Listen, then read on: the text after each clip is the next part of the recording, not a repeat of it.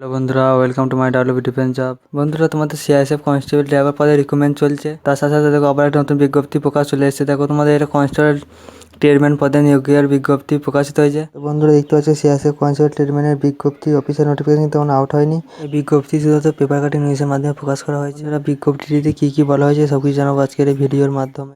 বন্ধুরা, দেখতে পাচ্ছ central industrial security force notice দেখো recruitment of constable tradesman 2024 in CISF online application date দেখো তোমাদের 5 মার্চ কিন্তু অনলাইনে আবেদন শুরু হয়ে যাবে এবং লাস্ট ডেট দেখো তোমাদের 3 April. Application invite for male and female candidate, মহিলা এবং পুরুষ উভয় ক্ষেত্রে কিন্তু ভ্যাকান্সি থাকবে। তো দেখো তোমাদের কনস্টেবল ট্রেডম্যান পোস্টে কিন্তু এখানে নিয়োগ করানো হবে। সিআইএসএফ কনস্টেবল ট্রেডম্যান পদে তোমার সিলেকশন প্রসেস কীভাবে হবে দেখো। তোমার সিআইএসএফ কনস্টেবল ট্রেডম্যানের পদে কিন্তু তোমাদের একটা বড় সুযোগ রয়েছে। কেন বলো তো?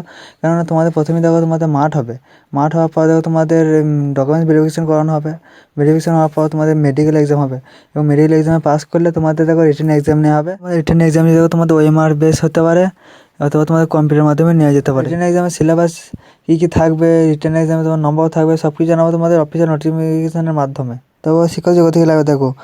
বন্ধুরা, ট্রেডম্যান পদে কিন্তু তোমাদের মাধ্যমিক পাস যোগ্যতা থাকলে তোমরা কিন্তু আবেদন করতে পারবে। এবং বন্ধুরা, তোমাদের কিন্তু অনেক পোস্টের ক্ষেত্রে ট্রেডের সার্টিফিকেট লাগে। ট্রেডের কোনো সার্টিফিকেট লাগে নাকি সেটা অফিসিয়াল নোটিফিকেশনের মাধ্যমে তোমাদেরকে জানিয়ে দেবো। তবে দেখো এইজ তোমার দেখো 1/8/2025 এই ডেট অনুযায়ী কিন্তু তোমাদের এইচ ধরা হবে। এডুকেশনাল কোয়ালিফিকেশন সার্টিফিকেট, তারপর দেখো কাস্ট সার্টিফিকেট 03/04/2025 এই ডেটের আগে কিন্তু তোমাদের কমপ্লিট হয়ে যেতে হবে।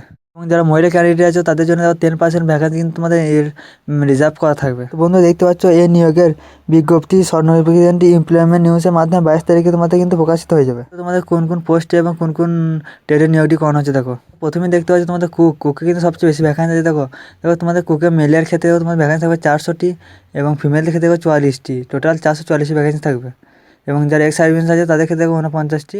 দেখো কনস্টেবল কবলার ক্ষেত্রে ভ্যাকেন্সি থাকছে মেলের ক্ষেত্রে 7টি এবং ফিমেলদের ক্ষেত্রে দেখো 1টি, টোটাল 8টি। এবং যারা এক্স সার্ভিস আছে তাদের ক্ষেত্রে দেখো 1টি থাকছে। তো টেলরের ভ্যাকেন্সি থাকছে দেখো তোমাদের মেলের ক্ষেত্রে 19টি এবং ফিমেলদের ক্ষেত্রে দেখো 2টি, টোটাল 21টি। এবং এক্স সার্ভিসম্যানের ক্ষেত্রে দেখো তোমার থাকছে 2টি। কনস্টেবল বারবার তোমাদের ভ্যাকেন্সি থাকে দেখো 163টি। তারপর দেখো কনস্টেবল ওয়াশারম্যান দেখো তোমাদের ভালো ভ্যাকেন্সি আছে দেখো 212টি। তারপর দেখো কনস্টেবল সুইপার, তো তোমার সুইপার ভ্যাকেন্সি থাকছে দেখো 123টি। কনস্টেবল পেন্টার থাকছে তোমাদের ভ্যাকেন্সি দেখো 2টি।